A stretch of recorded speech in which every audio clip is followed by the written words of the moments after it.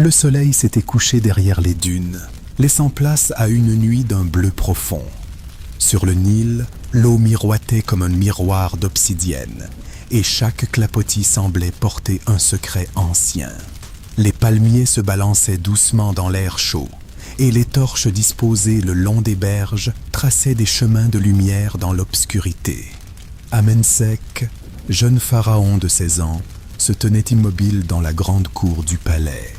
Sa silhouette élancée se découpait sur le fond d'un ciel constellé d'étoiles. Depuis des mois, son peuple souffrait. Les greniers royaux se vidaient, les terres se craquelaient, et même le Nil semblait plus maigre qu'autrefois. Les prêtres avaient scruté le ciel, interrogé les anciens papyrus et offert des sacrifices. En vain. Ce soir-là, le grand prêtre vint à lui, portant entre ses mains un objet enveloppé dans un tissu noir. Sa voix résonna, grave et lente. « Majesté, voici le masque de lune, forgé dans un métal tombé du ciel. Il a été béni par les dieux. Si vous le portez, ils entendront nos prières et le Nil redeviendra généreux. » Le vieil homme marqua une pause, son regard se durcissant. « Mais sachez ceci, celui qui en recouvre son visage n'entendra plus jamais la voix des hommes, car son âme appartiendra aux dieux. » Amensec sentit un frisson parcourir sa nuque. Il pensa au visage émacié de ses sujets, aux enfants qui buvaient de l'eau trouble, aux paysans qui labouraient des champs de poussière. Il ne répondit pas. D'un geste, il prit le masque encore dissimulé sous le tissu. Lorsque l'étoffe glissa, une lumière argentée jaillit. Le masque semblait vivant. Sa surface lisse reflétait la lune comme un éclat d'eau, et des symboles minuscules, gravés si finement qu'ils semblaient danser, couraient sur ses bords. Un parfum métallique flottait dans l'air. La procession vers le Nil commença. Amensec montait à bord d'une barque dorée, ornée de têtes de faucons, tandis que les prêtres entonnaient des chants graves. Les rameurs avançaient sans un mot, et seule la voix du vent dans les voiles osait troubler le silence. Arrivés au centre du fleuve, le grand prêtre s'agenouilla. « Maintenant, ô fils de Ré, offrez votre souffle aux dieux, et ils offriront leur eau à l'Égypte. » Amensec leva le masque. Le métal glacé effleura sa peau. Un instant, il crut entendre un murmure, comme un souffle lointain qui venait de l'intérieur même de l'objet. Puis, il le plaça sur son visage. Un choc sourd résonna dans sa tête. L'air autour de lui sembla se figer. Les chants cessèrent, remplacés par un silence si lourd qu'il lui écrasait la poitrine. Sa vision se brouilla, et une lumière blanche envahit son esprit. Il sentit quelque chose s'échapper de lui, un fragment invisible, arraché comme un fil de soie. Quand il rouvrit les yeux, la lune brillait plus fort et les eaux du Nil se mirent à gonfler doucement. Le fleuve renaissait. Les prêtres éclatèrent en cris de joie. Mais Amensec, lui, ne prononça pas un mot. Ses lèvres s'entr'ouvrirent, mais aucun son n'en sortit. Il tenta encore, en vain. Son regard croisa celui du grand prêtre, et dans ce regard, il lut à la fois la fierté et la pitié. Le masque fut retiré et enfermé dans un coffre d'obsidienne, mais le jeune roi ne parla plus jamais. On dit qu'il gouverna avec sagesse, que son silence imposait plus de respect que 1000 discours. Mais certains La nuit, Jurin l'avoir vu errer dans les couloirs du palais, la main posée sur ses lèvres, comme s'il cherchait encore sa voix. Sous le règne de Ménhotep le Conquérant, l'Égypte brillait d'une puissance redoutée jusqu'aux confins des déserts. Ses armées avaient ramené des tribus lointaines des chars d'or, des coffres d'ivoire, et, parmi les butins, un objet dont l'origine restait inconnue, un coffre de pierre noire, scellé par des glyphes si anciens que même les prêtres ne savaient que les lire. On décida que cet objet, don des dieux ou malédiction des enfers, ne devait pas reposer dans les salles du palais, mais être enseveli dans un tombeau secret, plus profond que tous ceux de la vallée des rois. Les meilleurs architectes furent convoqués. Les ouvriers commencèrent à creuser à la lueur des torches, au pied d'une falaise où le vent hurlait comme un animal blessé. Les premiers jours, tout se passa sans incident. Les marteaux frappaient la roche, les blocs étaient tissés par des cordes épaisses et la poussière s'élevait dans l'air brûlant. Mais à la 3e semaine, le premier ouvrier disparut. On retrouva ses outils posés contre le mur, comme s'il s'était interrompu en plein geste. Le soleil s'était couché derrière les dunes, laissant place à une nuit d'un bleu profond. Sur le Nil, l'eau miroitait comme un miroir d'obsidienne, et chaque clapotis semblait porter un secret ancien. Les palmiers se balançaient doucement dans l'air chaud, et les torches disposées le long des berges traçaient des chemins de lumière dans l'obscurité. Amensec, jeune pharaon de 16 ans, se tenait immobile dans la grande cour du palais. Sa silhouette élancée se découpait sur le fond d'un ciel constellé d'étoiles. Depuis des mois, son peuple souffrait. Les greniers royaux se vidaient, les terres se craquelaient, et même le Nil semblait plus maigre qu'autrefois. Les prêtres avaient scruté le ciel, interrogé les anciens papyrus et offert des sacrifices. En vain.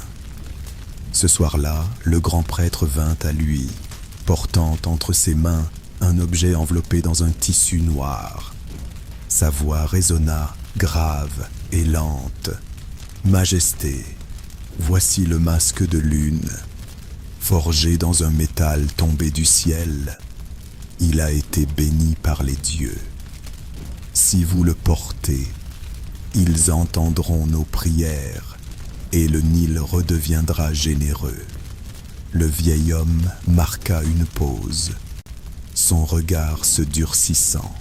« Mais sachez ceci, celui qui en recouvre son visage n'entendra plus jamais la voix des hommes, car son âme appartiendra aux dieux. » Amensec sentit un frisson parcourir sa nuque. Il pensa au visage émacié de ses sujets, aux enfants qui buvaient de l'eau trouble, aux paysans qui labouraient des champs de poussière. Il ne répondit pas. D'un geste, il prit le masque encore dissimulé sous le tissu. Lorsque l'étoffe glissa, une lumière argentée jaillit. Le masque semblait vivant. Sa surface lisse reflétait la lune comme un éclat d'eau, et des symboles minuscules, gravés si finement qu'ils semblaient danser, couraient sur ses bords. Un parfum métallique flottait dans l'air. La procession vers le Nil commença.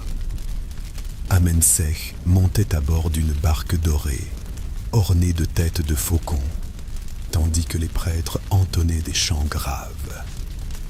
Les rameurs avançaient sans un mot, et seule la voix du vent dans les voiles osait troubler le silence. Arrivés au centre du fleuve, le grand prêtre s'agenouilla. « Maintenant, ô fils de Ré, offrez votre souffle aux dieux, et ils offriront leur eau à l'Égypte. » Amensec leva le masque. Le métal glacé effleura sa peau. Un instant, il crut entendre un murmure, comme un souffle lointain qui venait de l'intérieur même de l'objet. Puis, il le plaça sur son visage. Un choc sourd résonna dans sa tête. L'air autour de lui sembla se figer. Les chants cessèrent, remplacés par un silence si lourd qu'il lui écrasait la poitrine. Sa vision se brouilla. et une lumière blanche envahit son esprit. Il sentit quelque chose s'échapper de lui, un fragment invisible, arraché comme un fil de soie. Quand il rouvrit les yeux, la lune brillait plus fort et les eaux du Nil se mirent à gonfler doucement. Le fleuve renaissait. Les prêtres éclatèrent en cris de joie. Mais Amensech, lui, ne prononça pas un mot. Ses lèvres s'entr'ouvrirent, mais aucun son n'en sortit. Il tenta encore, en vain. Son regard croisa celui du grand prêtre, et dans ce regard, il lut à la fois la fierté et la pitié. Le masque fut retiré et enfermé dans un coffre d'obsidienne, mais le jeune roi ne parla plus jamais. On dit qu'il gouverna avec sagesse, que son silence imposait plus de respect que 1000 discours. Mais certains, la nuit, juraient l'avoir vu errer dans les couloirs du palais, la main posée sur ses lèvres, comme s'il cherchait encore sa voix. Sous le règne de Ménhotep le Conquérant, l'Égypte brillait d'une puissance redoutée jusqu'aux confins des déserts. Ses armées avaient ramené des tribus lointaines des chars d'or, des coffres d'ivoire, et, parmi les butins, un objet dont l'origine restait inconnue, un coffre de pierre noire, scellé par des glyphes si anciens que même les prêtres ne savaient que les lire. On décida que cet objet, don des dieux ou malédiction des enfers, ne devait pas reposer dans les salles du palais, mais être enseveli dans un tombeau secret, plus profond que tous ceux de la vallée des rois. Les meilleurs architectes furent convoqués. Les ouvriers commencèrent à creuser à la lueur des torches, au pied d'une falaise où le vent hurlait comme un animal blessé. Les premiers jours, tout se passa sans incident. Les marteaux frappaient la roche, les blocs étaient tissés par des cordes épaisses et la poussière s'élevait dans l'air brûlant. Mais à la 3e semaine, le premier ouvrier disparut. On retrouva ses outils posés contre le mur, comme s'ils s'étaient interrompus en plein geste. Certains parlèrent d'une fuite. Le soleil s'était couché derrière les dunes, laissant place à une nuit d'un bleu profond. Sur le Nil, l'eau miroitait comme un miroir d'obsidienne, et chaque clapotis semblait porter un secret ancien. Les palmiers se balançaient doucement dans l'air chaud, et les torches disposées le long des berges traçaient des chemins de lumière dans l'obscurité. Amensech, jeune pharaon de 16 ans, se tenait immobile dans la grande cour du palais. Sa silhouette élancée se découpait sur le fond d'un ciel constellé d'étoiles. Depuis des mois, son peuple souffrait. Les greniers royaux se vidaient, les terres se craquelaient, et même le Nil semblait plus maigre qu'autrefois. Les prêtres avaient scruté le ciel, interrogé les anciens papyrus et offert des sacrifices. En vain. Ce soir-là, le grand prêtre vint à lui, portant entre ses mains un objet enveloppé dans un tissu noir. Sa voix résonna, grave et lente. « Majesté, voici le masque de lune, forgé dans un métal tombé du ciel. Il a été béni par les dieux. Si vous le portez, ils entendront nos prières et le Nil redeviendra généreux. » Le vieil homme marqua une pause, son regard se durcissant. « Mais sachez ceci, celui qui en recouvre son visage n'entendra plus jamais la voix des hommes, car son âme appartiendra aux dieux. » Amensech sentit un frisson parcourir sa nuque. Il pensa au visage émacié de ses sujets, aux enfants qui buvaient de l'eau trouble, aux paysans qui labouraient des champs de poussière. Il ne répondit pas. D'un geste, il prit le masque encore dissimulé sous le tissu. Lorsque l'étoffe glissa, une lumière argentée jaillit. Le masque semblait vivant. Sa surface lisse reflétait la lune comme un éclat d'eau, et des symboles minuscules, gravés si finement qu'ils semblaient danser, courait sur ses bords. Un parfum métallique flottait dans l'air. La procession vers le Nil commença. Amenseh montait à bord d'une barque dorée, ornée de têtes de faucons, tandis que les prêtres entonnaient des chants graves. Les rameurs avançaient sans un mot, et seule la voix du vent dans les voiles osait troubler le silence. Arrivés au centre du fleuve, le grand prêtre s'agenouilla. « Maintenant, ô fils de Ré, offrez votre souffle aux dieux, et ils offriront leur eau à l'Égypte. » Amenseh leva le masque. Le métal glacé effleura sa peau. Un instant, il crut entendre un murmure, comme un souffle lointain qui venait de l'intérieur même de l'objet. Puis, il le plaça sur son visage. Un choc sourd résonna dans sa tête. L'air autour de lui sembla se figer. Les chants cessèrent, remplacés par un silence si lourd qu'il lui écrasait la poitrine. Sa vision se brouilla et une lumière blanche envahit son esprit. Il sentit quelque chose s'échapper de lui. Un fragment invisible, arraché, comme un fil de soie. Quand il rouvrit les yeux, la lune brillait plus fort et les eaux du Nil se mirent à gonfler doucement. Le fleuve renaissait. Les prêtres éclatèrent en cris de joie. Mais Amenseh, lui, ne prononça pas un mot. Ses lèvres s'entr'ouvrirent, mais aucun son n'en sortit. Il tenta encore, en vain. Son regard croisa celui du grand prêtre, et dans ce regard, il lut à la fois la fierté et la pitié. Le masque fut retiré et enfermé dans un coffre d'obsidienne, mais le jeune roi ne parla plus jamais. On dit qu'il gouverna avec sagesse, que son silence imposait plus de respect que 1000 discours. Mais certains, la nuit, juraient l'avoir vu errer dans les couloirs du palais, la main posée sur ses lèvres, comme s'il cherchait encore sa voix.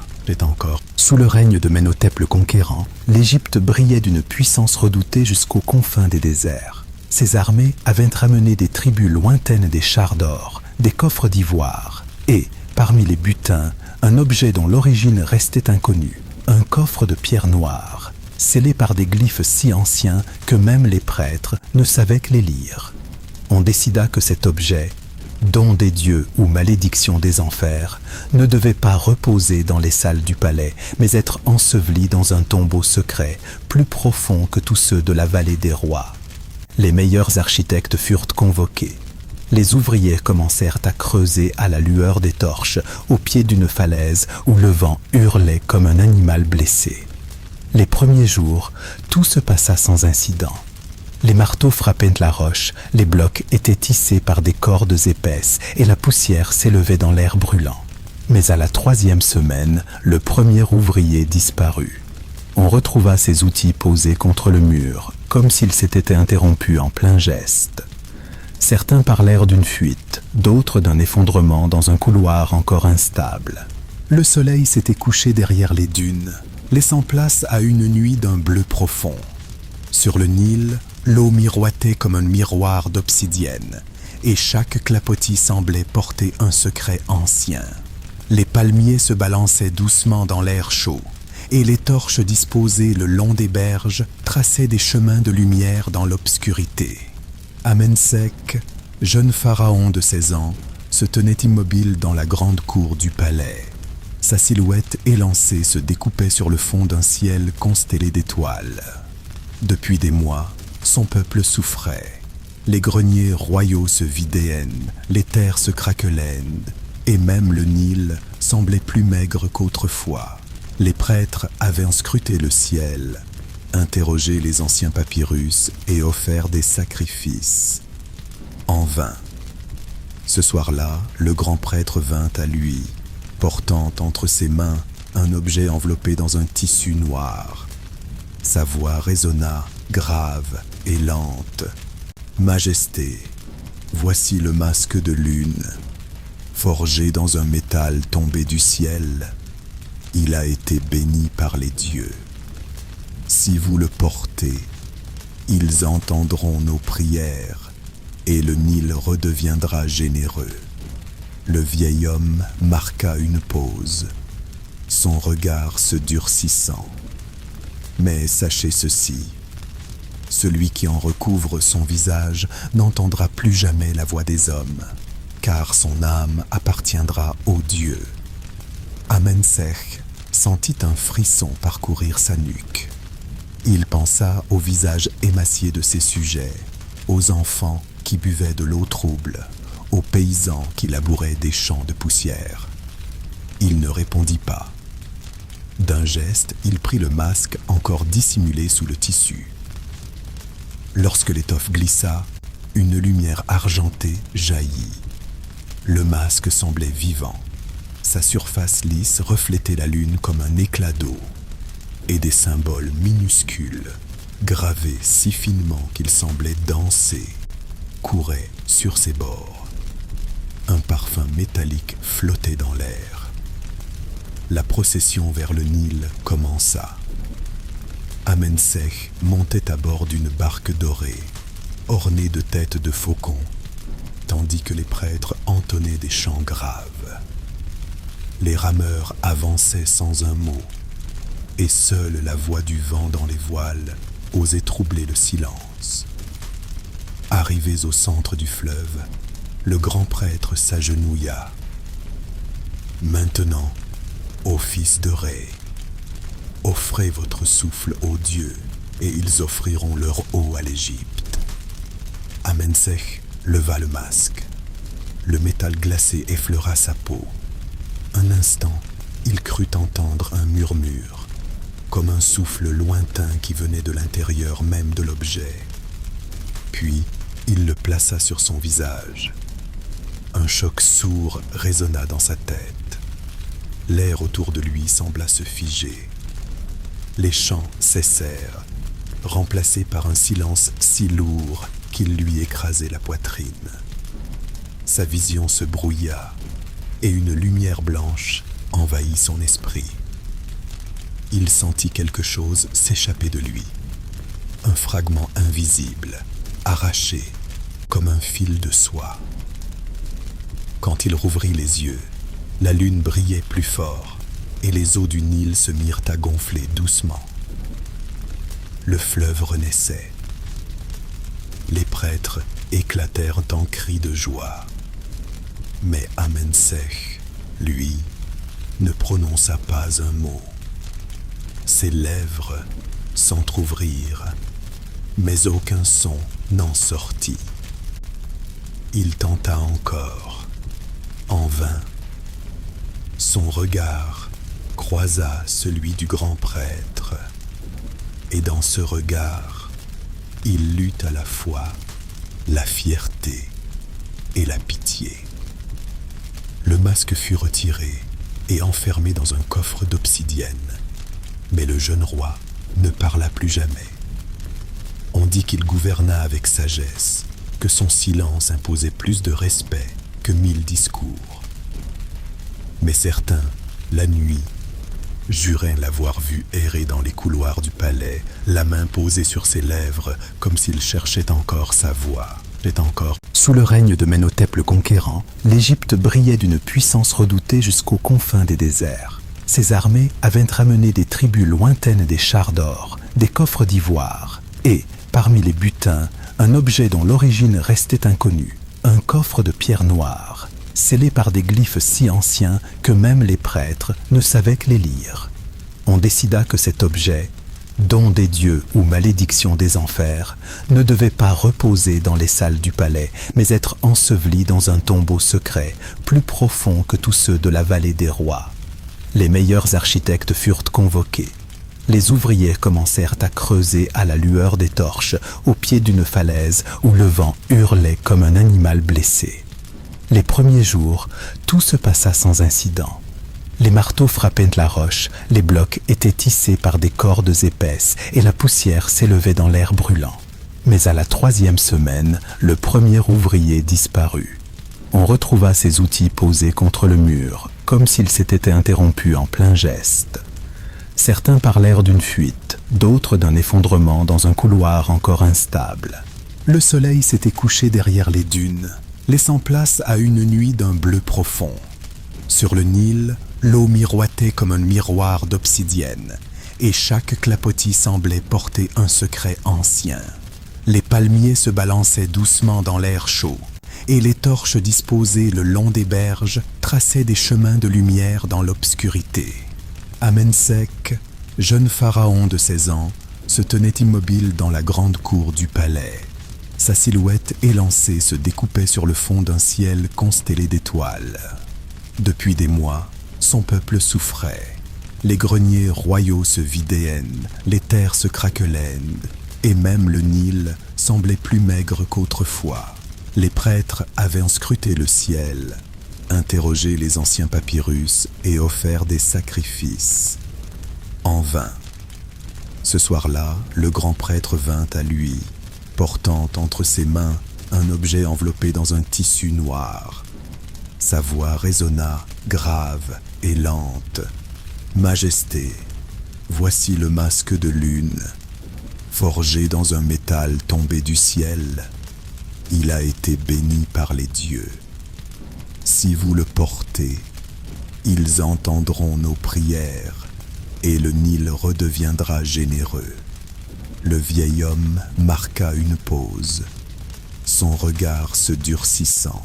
« Mais sachez ceci, celui qui en recouvre son visage n'entendra plus jamais la voix des hommes, car son âme appartiendra aux dieux. » Amensec sentit un frisson parcourir sa nuque. Il pensa au visage émacié de ses sujets, aux enfants qui buvaient de l'eau trouble, aux paysans qui labouraient des champs de poussière. Il ne répondit pas. D'un geste, il prit le masque encore dissimulé sous le tissu. Lorsque l'étoffe glissa, une lumière argentée jaillit. Le masque semblait vivant. Sa surface lisse reflétait la lune comme un éclat d'eau. Et des symboles minuscules, gravés si finement qu'ils semblaient danser, couraient sur ses bords. Un parfum métallique flottait dans l'air.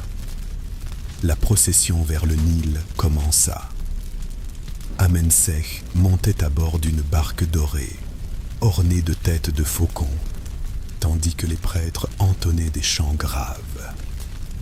Les rameurs avançaient sans un mot, et seule la voix du vent dans les voiles osait troubler le silence.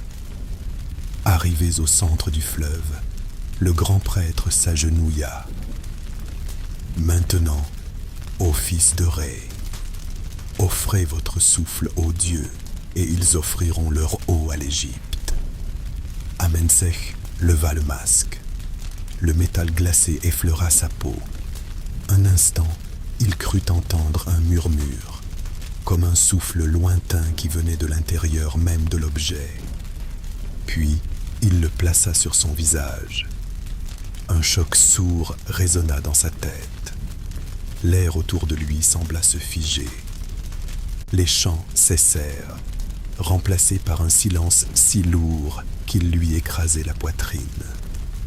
Sa vision se brouilla, et une lumière blanche envahit son esprit. Il sentit quelque chose s'échapper de lui. Un fragment invisible, arraché, comme un fil de soie. Quand il rouvrit les yeux, la lune brillait plus fort et les eaux du Nil se mirent à gonfler doucement. Le fleuve renaissait. Les prêtres éclatèrent en cris de joie. Mais Amensec, lui, ne prononça pas un mot. Ses lèvres s'entr'ouvrirent, mais aucun son n'en sortit. Il tenta encore, en vain.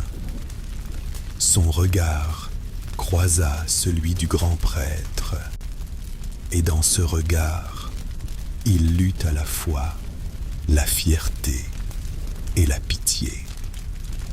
Le masque fut retiré et enfermé dans un coffre d'obsidienne, mais le jeune roi ne parla plus jamais. On dit qu'il gouverna avec sagesse, que son silence imposait plus de respect que 1000 discours. Mais certains, la nuit, juraient l'avoir vu errer dans les couloirs du palais, la main posée sur ses lèvres, comme s'il cherchait encore sa voix.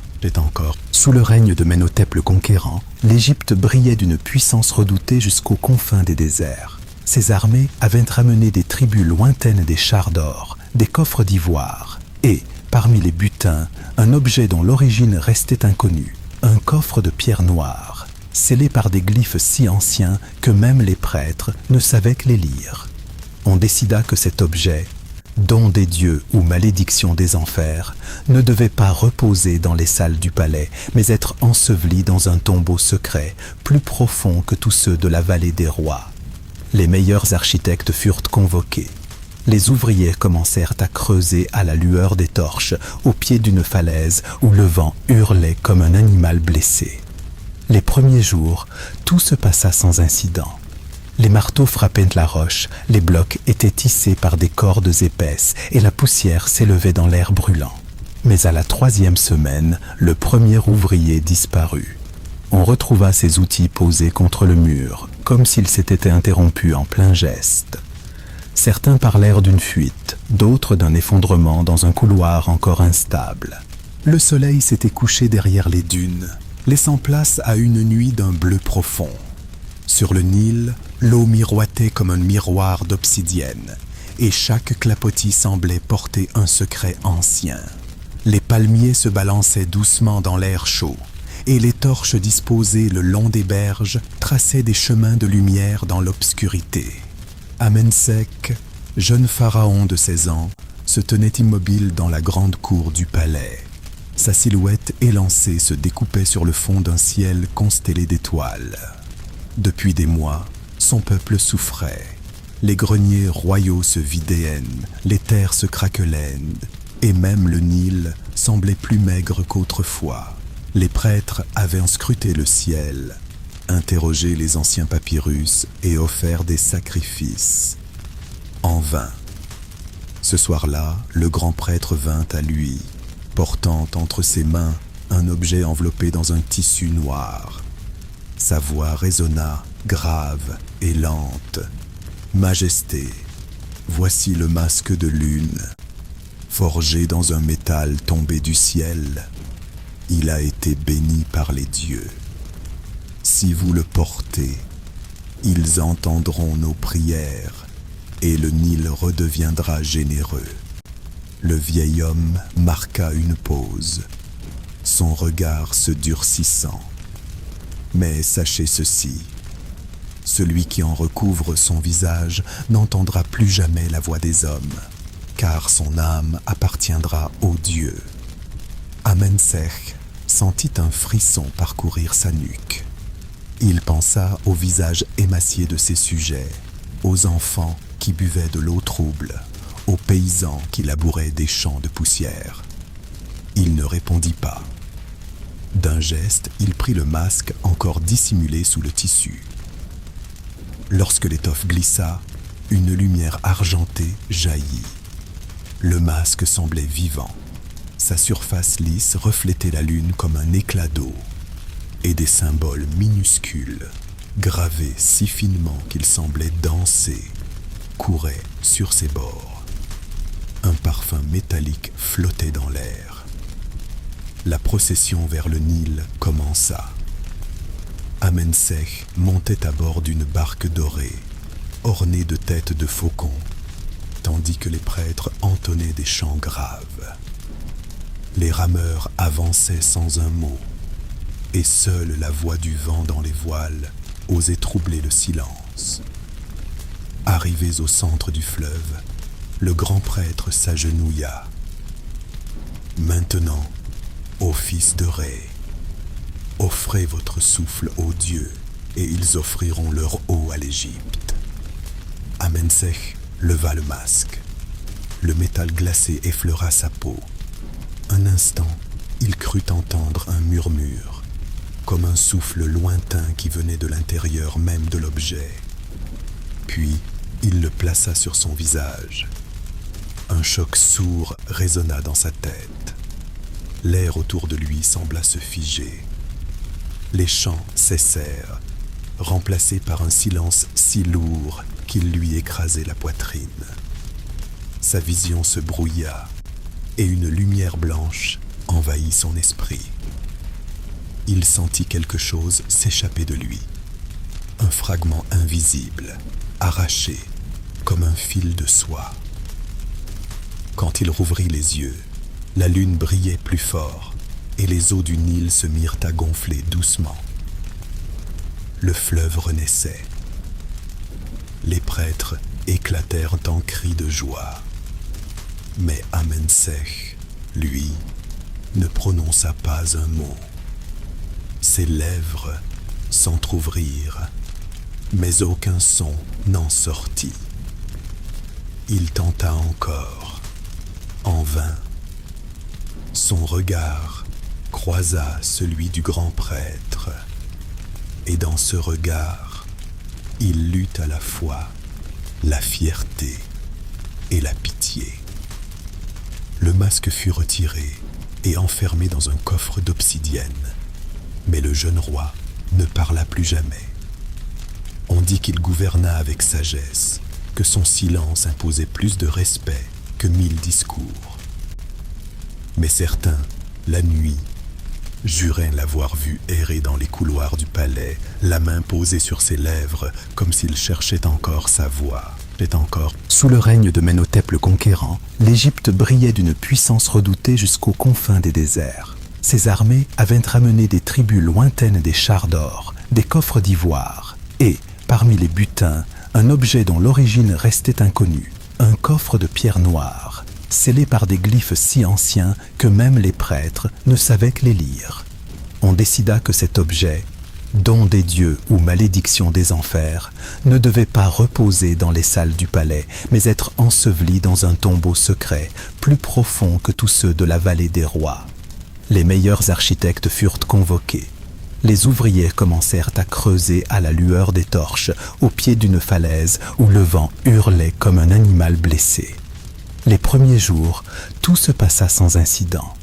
Les marteaux frappaient la roche, les blocs étaient tissés par des cordes épaisses et la poussière s'élevait dans l'air brûlant. Mais à la 3e semaine, le premier ouvrier disparut. On retrouva ses outils posés contre le mur, comme s'ils s'étaient interrompus en plein geste. Certains parlèrent d'une fuite, d'autres d'un effondrement dans un couloir encore instable. Le soleil s'était couché derrière les dunes, laissant place à une nuit d'un bleu profond. Sur le Nil, l'eau miroitait comme un miroir d'obsidienne, et chaque clapotis semblait porter un secret ancien. Les palmiers se balançaient doucement dans l'air chaud, et les torches disposées le long des berges traçaient des chemins de lumière dans l'obscurité. Amensech, jeune pharaon de 16 ans, se tenait immobile dans la grande cour du palais. Sa silhouette élancée se découpait sur le fond d'un ciel constellé d'étoiles. Depuis des mois, son peuple souffrait. Les greniers royaux se vidaient, les terres se craquelaient, et même le Nil semblait plus maigre qu'autrefois. Les prêtres avaient scruté le ciel, interrogé les anciens papyrus et offert des sacrifices. En vain. Ce soir-là, le grand prêtre vint à lui, portant entre ses mains un objet enveloppé dans un tissu noir. Sa voix résonna, grave et lente. « Majesté, voici le masque de lune, forgé dans un métal tombé du ciel. Il a été béni par les dieux. Si vous le portez, ils entendront nos prières et le Nil redeviendra généreux. » Le vieil homme marqua une pause, son regard se durcissant. « Mais sachez ceci, celui qui en recouvre son visage n'entendra plus jamais la voix des hommes, car son âme appartiendra aux dieux. » Amensech sentit un frisson parcourir sa nuque.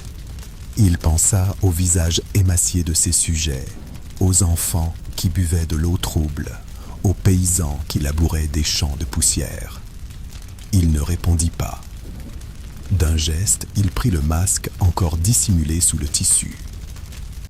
Lorsque l'étoffe glissa, une lumière argentée jaillit. Le masque semblait vivant. Sa surface lisse reflétait la lune comme un éclat d'eau. Et des symboles minuscules, gravés si finement qu'ils semblaient danser, couraient sur ses bords. Un parfum métallique flottait dans l'air. La procession vers le Nil commença. Amenseh montait à bord d'une barque dorée, ornée de têtes de faucons, tandis que les prêtres entonnaient des chants graves. Les rameurs avançaient sans un mot, et seule la voix du vent dans les voiles osait troubler le silence. Arrivés au centre du fleuve, le grand prêtre s'agenouilla. « Maintenant, ô fils de Ré, offrez votre souffle aux dieux, et ils offriront leur eau à l'Égypte. » Amenseh leva le masque. Le métal glacé effleura sa peau. Un instant, il crut entendre un murmure, comme un souffle lointain qui venait de l'intérieur même de l'objet. Puis, il le plaça sur son visage. Un choc sourd résonna dans sa tête.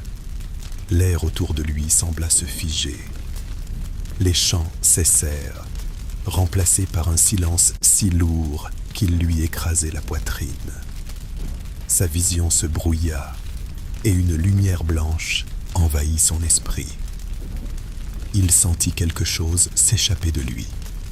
Un fragment invisible, arraché, comme un fil de soie.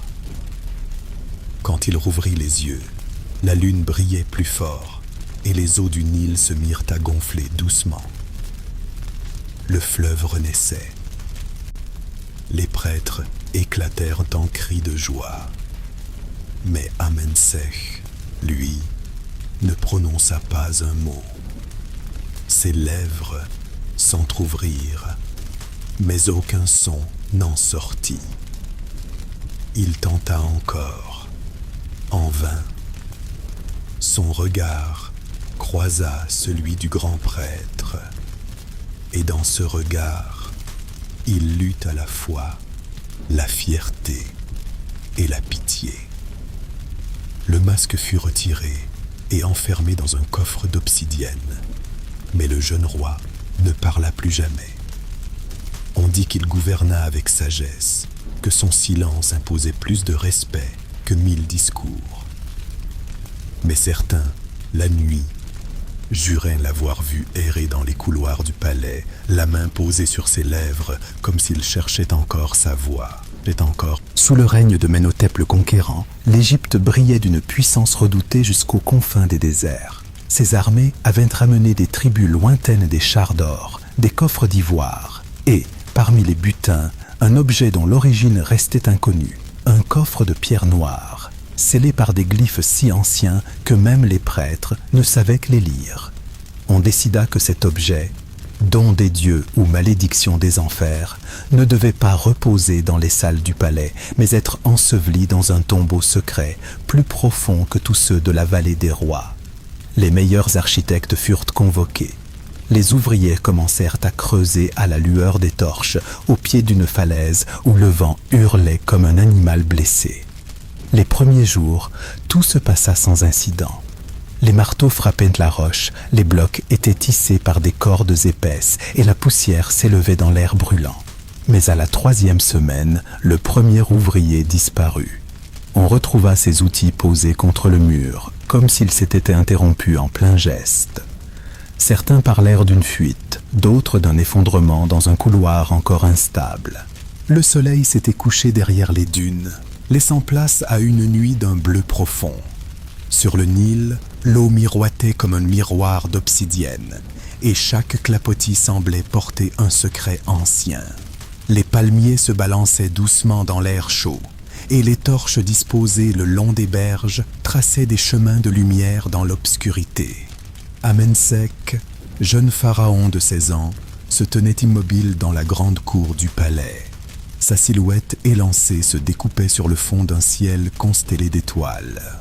Depuis des mois, son peuple souffrait. Les greniers royaux se vidaient, les terres se craquelaient, et même le Nil semblait plus maigre qu'autrefois.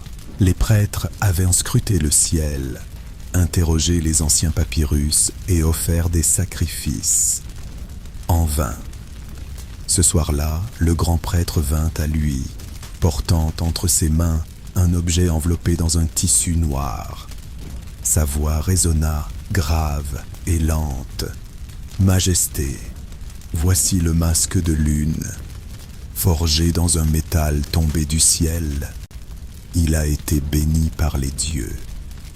Si vous le portez, ils entendront nos prières et le Nil redeviendra généreux. » Le vieil homme marqua une pause, son regard se durcissant. « Mais sachez ceci, celui qui en recouvre son visage n'entendra plus jamais la voix des hommes, car son âme appartiendra aux dieux. » Amensech sentit un frisson parcourir sa nuque.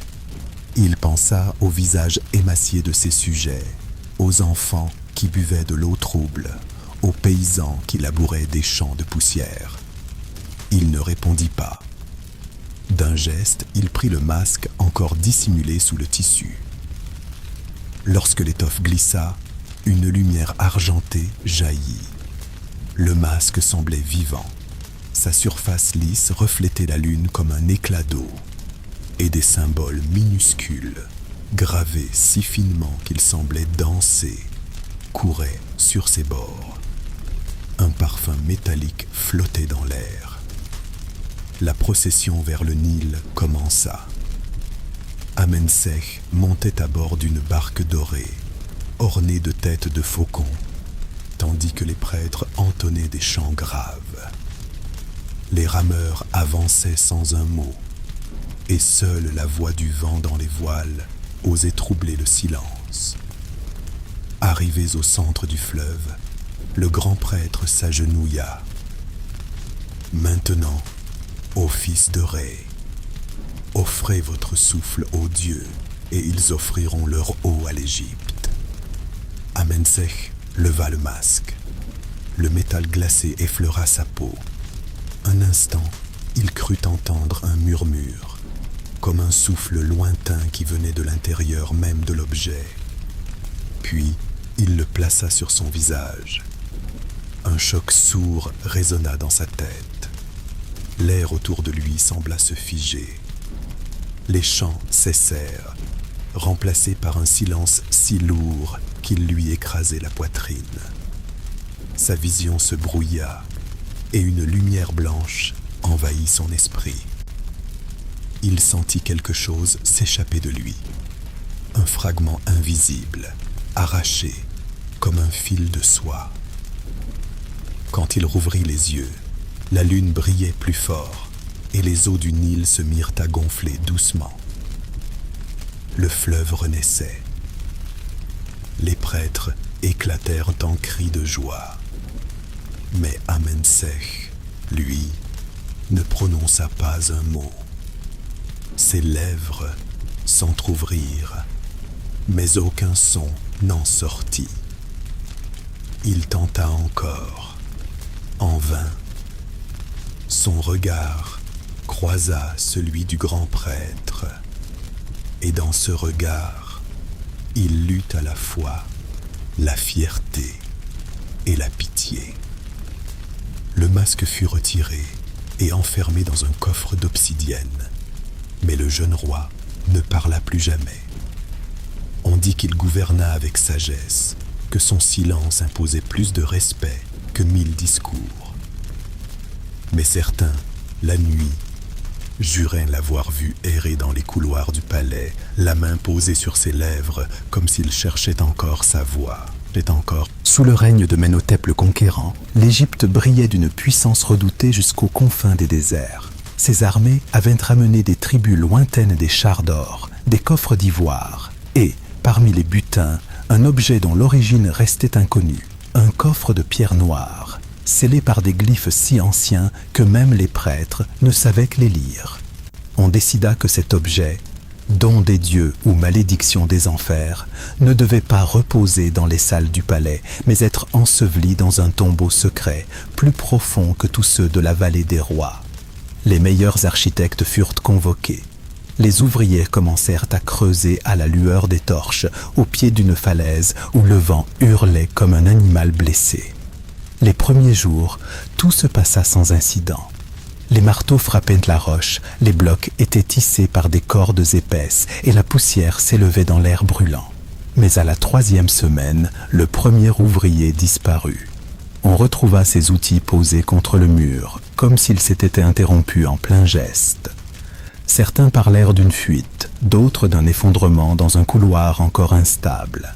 Le soleil s'était couché derrière les dunes, laissant place à une nuit d'un bleu profond.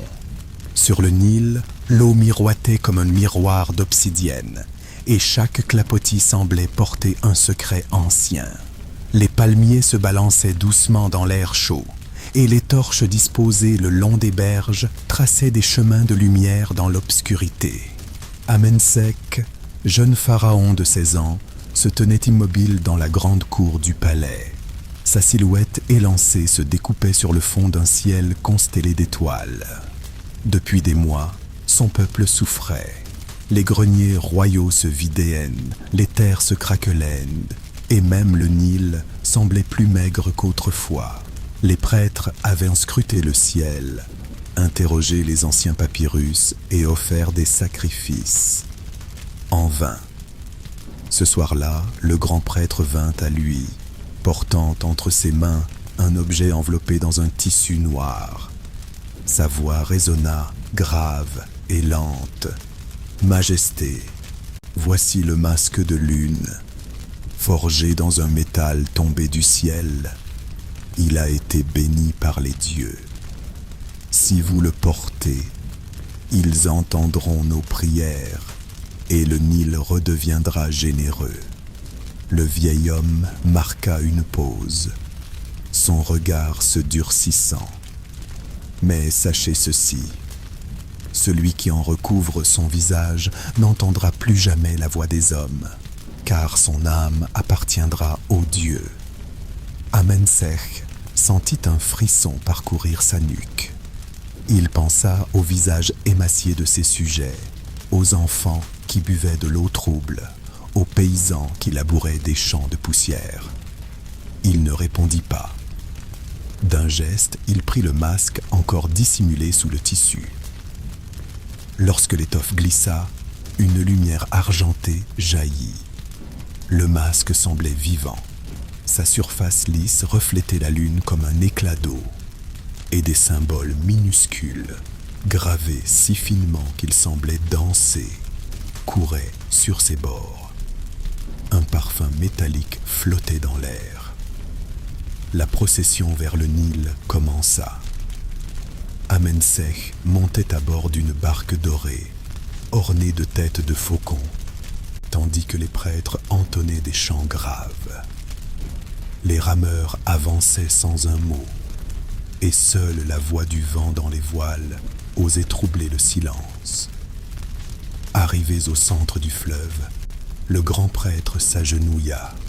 « Maintenant, ô fils de Ré, offrez votre souffle aux dieux, et ils offriront leur eau à l'Égypte. » Amensec leva le masque. Le métal glacé effleura sa peau. Un instant, il crut entendre un murmure, comme un souffle lointain qui venait de l'intérieur même de l'objet. Puis, il le plaça sur son visage. Un choc sourd résonna dans sa tête. L'air autour de lui sembla se figer. Les chants cessèrent, remplacés par un silence si lourd qu'il lui écrasait la poitrine. Sa vision se brouilla, et une lumière blanche envahit son esprit. Il sentit quelque chose s'échapper de lui, un fragment invisible, arraché comme un fil de soie. Quand il rouvrit les yeux, la lune brillait plus fort et les eaux du Nil se mirent à gonfler doucement. le fleuve renaissait. Les prêtres éclatèrent en cris de joie. Mais Amensech, lui, ne prononça pas un mot. Ses lèvres s'entr'ouvrirent, mais aucun son n'en sortit. Il tenta encore, en vain. Son regard croisa celui du grand prêtre, et dans ce regard, il lut à la fois la fierté et la pitié. Le masque fut retiré et enfermé dans un coffre d'obsidienne, mais le jeune roi ne parla plus jamais. On dit qu'il gouverna avec sagesse, que son silence imposait plus de respect que 1000 discours. Mais certains, la nuit, juraient l'avoir vu errer dans les couloirs du palais, la main posée sur ses lèvres, comme s'il cherchait encore sa voix. Sous le règne de Ménhotep le Conquérant, l'Égypte brillait d'une puissance redoutée jusqu'aux confins des déserts. Ses armées avaient ramené des tribus lointaines des chars d'or, des coffres d'ivoire, et, parmi les butins, un objet dont l'origine restait inconnue, un coffre de pierre noire, scellé par des glyphes si anciens que même les prêtres ne savaient que les lire. On décida que cet objet, don des dieux ou malédiction des enfers, ne devait pas reposer dans les salles du palais, mais être enseveli dans un tombeau secret, plus profond que tous ceux de la vallée des rois. Les meilleurs architectes furent convoqués. Les ouvriers commencèrent à creuser à la lueur des torches, au pied d'une falaise où le vent hurlait comme un animal blessé. Les premiers jours, tout se passa sans incident. Les marteaux frappaient la roche, les blocs étaient tissés par des cordes épaisses et la poussière s'élevait dans l'air brûlant. Mais à la 3e semaine, le premier ouvrier disparut. On retrouva ses outils posés contre le mur, comme s'ils s'étaient interrompus en plein geste. Certains parlèrent d'une fuite, d'autres d'un effondrement dans un couloir encore instable. Le soleil s'était couché derrière les dunes, laissant place à une nuit d'un bleu profond. Sur le Nil, l'eau miroitait comme un miroir d'obsidienne, et chaque clapotis semblait porter un secret ancien. Les palmiers se balançaient doucement dans l'air chaud, et les torches disposées le long des berges traçaient des chemins de lumière dans l'obscurité. Amensech, jeune pharaon de 16 ans, se tenait immobile dans la grande cour du palais. Sa silhouette élancée se découpait sur le fond d'un ciel constellé d'étoiles. Depuis des mois, son peuple souffrait. Les greniers royaux se vidaient, les terres se craquelaient, et même le Nil semblait plus maigre qu'autrefois. Les prêtres avaient scruté le ciel, interrogé les anciens papyrus et offert des sacrifices. En vain. Ce soir-là, le grand prêtre vint à lui, portant entre ses mains un objet enveloppé dans un tissu noir. Sa voix résonna, grave et lente. « Majesté, voici le masque de lune, forgé dans un métal tombé du ciel. Il a été béni par les dieux. Si vous le portez, ils entendront nos prières et le Nil redeviendra généreux. » Le vieil homme marqua une pause, son regard se durcissant. Mais sachez ceci, celui qui en recouvre son visage n'entendra plus jamais la voix des hommes, car son âme appartiendra aux dieux. Amensech sentit un frisson parcourir sa nuque. Il pensa au visage émacié de ses sujets, aux enfants qui buvaient de l'eau trouble, aux paysans qui labouraient des champs de poussière. Il ne répondit pas. D'un geste, il prit le masque encore dissimulé sous le tissu. Lorsque l'étoffe glissa, une lumière argentée jaillit. Le masque semblait vivant. Sa surface lisse reflétait la lune comme un éclat d'eau. Et des symboles minuscules, gravés si finement qu'ils semblaient danser, couraient sur ses bords. Un parfum métallique flottait dans l'air. La procession vers le Nil commença.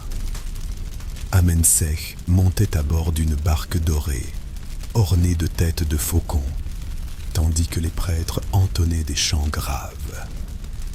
Les rameurs avançaient sans un mot, et seule la voix du vent dans les voiles osait troubler le silence. Arrivés au centre du fleuve, le grand prêtre s'agenouilla.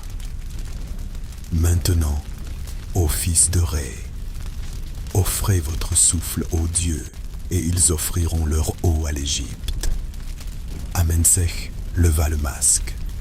Le métal glacé effleura sa peau. Un instant, il crut entendre un murmure, comme un souffle lointain qui venait de l'intérieur même de l'objet.